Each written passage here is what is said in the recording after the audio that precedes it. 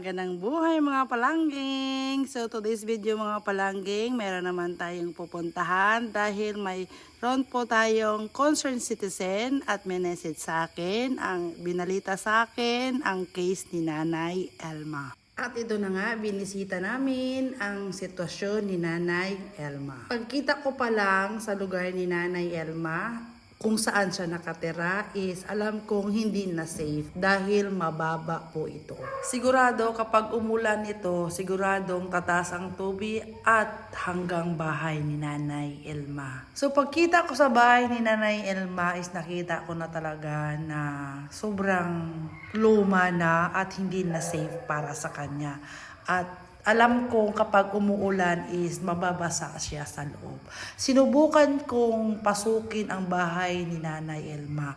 Makikita niyo mga palangging na sa loob ng bahay ni Nanay Elma is sobrang luma na at sirang-sira na yung mga dingding. Sinubukan ko talagang tingnan at usisain si Nanay kung bakit nagtitiis siya dito sa kanitong sitwasyon na lumang-luma na yung bahay. Tinanong ko si Nanay kung bakit siya nagtitiis sa ganitong sitwasyon, sa ganitong lugar na luma na, lalo na sa kanyang sitwasyon na matanda na siya. Habang kausap ko si Nanay Elma, baka sa kanyang muka na nangangailangan talaga siya ng tulong. At dito ko na siya kinausap ng masinsinan, tinanong ang kanyang sitwasyon. At dito sinabi ni Nanay Elma mga palangging na hindi pala sa kanya itong bahay. Opo. Nakikitira lang si Nanay sa bahay na to. Niya is hindi sa kanya.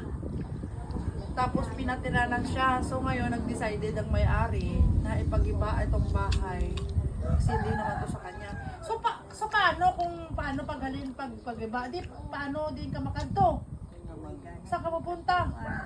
Kung si Elma wala anak, wala man asawa, wala na mga bugto. So what? Solo na lang ako. So nang sumusulot ka talaga sa buhay, sa kabuhi.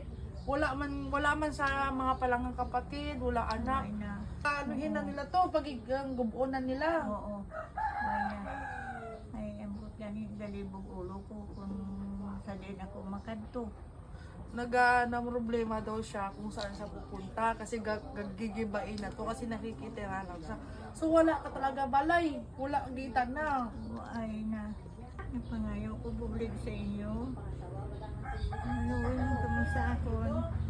Wala na ako sa katuan pangaiban. Kaya wala na akong mga utod. Ubos na sila patay. Ako na lang isa. Ubuligin man ninyo ako. Siya na kaluluoy.